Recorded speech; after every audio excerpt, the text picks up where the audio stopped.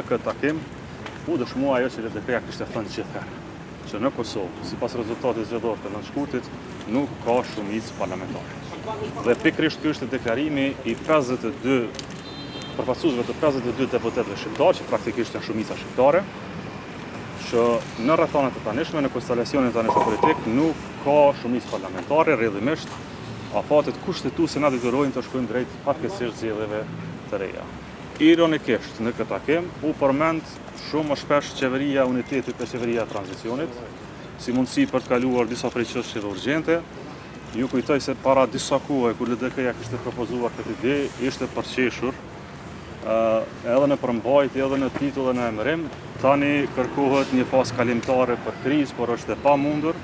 Sa më parë që organizojmë zgjedhjet, e shmangim krizat eventuale që vijnë në potencialisht në Republikën e Kosovës. Nga kush përmend qeveria unitetit? Nga të gjithë, nga pak.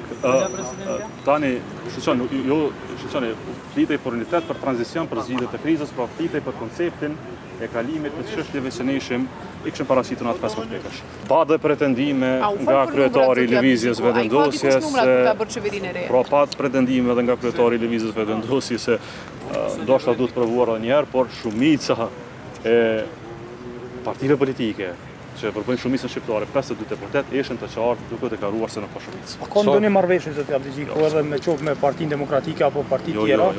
Tutje? Për data përmendën zoti Abdixhi. Nuk folem për data, nuk folem për marrëveshje politike, këtu ishim në takim për dëmë qëndrimet e partive politike dhe presidenti atë vlerësoi se ka mundësi matematikore për një shumicë. U diskutua për planin e rritjes dhe trajtimin e një faze kalimtare të buxhetit, jo këtë programin elektoral që e prezantuan sot.